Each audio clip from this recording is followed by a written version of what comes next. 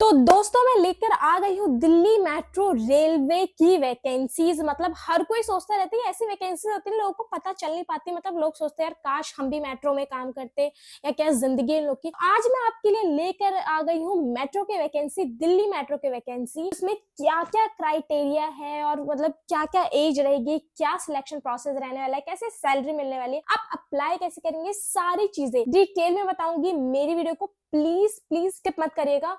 और मैं आपको बता दूं सैलरी तो भाई साहब यहाँ पे मस्त है। मतलब ये समझ लीजिए 46,000 से लेकर 65,000 तक सैलरी है। चलिए मैं आपको बताती हूँ इसकी जो रिक्वायरमेंट है वो है क्या क्या। सबसे पहले मैं आपको ये बताना चाहूंगी ये जो रिक्रूटमेंट है, यानी कि जो भर्ती है जो ये ऑर्गेनाइजेशन कर रहा है वो है दिल्ली मेट्रो रेल कॉर्पोरेशन। और इसमें जो पोस्ट की बात है वो सुपरवाइजर और टेक्नीशियन की है। टोटल पोस्ट यहाँ पे 13 है। और लेकिन आपका एप्लीकेशन मोड यहाँ पे ऑफलाइन रहने वाला। और एप्लीकेशन की जो डेट है वो शुरू हो गई थी 13 जनवरी से। तो जाइए जल्दी से जल्दी जाइए क्योंकि खत्म होने वाला है। और एप्लीकेशन की लास्ट डेट हमारे यहाँ 28 तारीख है, यानी कि बस बहुत ही कम समय रह रहा है, कल तक का टाइम है। और आप लोग फटाफट से जाइए। क्वालिफिकेशन यहाँ पे हमारी ज्यादा नहीं मांगी, इन लोगों ने 10वीं मांगी है। और या फिर आपके पास आपने IIT कराया है या डिप्लोमा या BTech कुछ भी। चलिए मैं आपको बताती हूँ फटाफट से इसके बारे में। सबसे पहले हम पोस्ट की बात करते हैं। तो पोस्ट हमारे पास यहाँ पर है सिस्टम सुपरवाइजर की 2 वैकेंसी है, सिस्टम टेक्नीशियंस की 2 है, सिस्टम सुपरवाइजर की 4 है, सिस्टम सुपरवाइजर की 2 है, सिस्टम टेक्नीशियंस की 1 है और सिस्टम सुपरवाइजर की 2 है। तो चलिए मैं आपको बताती हूँ। सबसे पहले यहाँ पे है सिस्टम सुपरवाइजर, यानी कि जिसका पोस्ट कोड 1SPST है,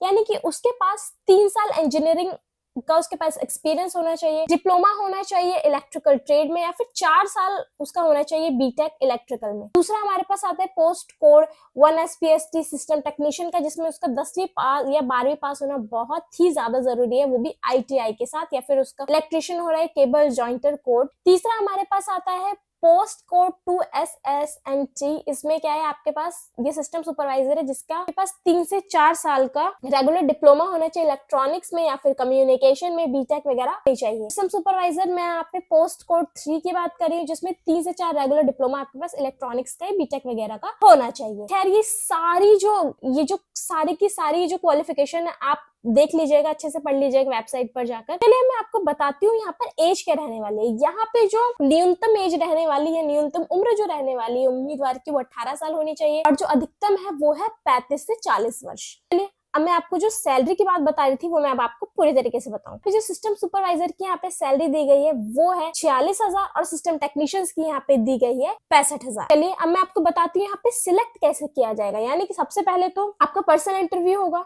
उसके बाद आपका डॉक्यूमेंट वेरिफिकेशन, उसके बाद मेडिकल एग्जामिनेशन। बड़े ही मतलब ये तो लोग पास आराम से कर लेते हैं अगर आपने पूरी तैयारी की हुई है। चलिए अब हम बात करते हैं एप्लीकेशन फी की। तो एप्लीकेशन फी यहाँ पर जो SC ST OBC लोगों के लिए बिल्कुल है ही नहीं, मतलब शून्य मान लीजिए। हाँ ऑफलाइन मोड होगा। चलिए अब मैं आपको बताती हूँ, अगर मैंने आपको सारी जानकारी दे दी है, बाकी आप वेबसाइट पर जाकर चेक कर लिया और फॉर्म्स भरिए और फटाफट से इस जॉब को अपने हाथों में पाकर जिंदगी का लाभ उठाइए। खैर मेरी ऐसी और वैकेंसीज को जानने के लिए मेरे चैनल पर बने रहें।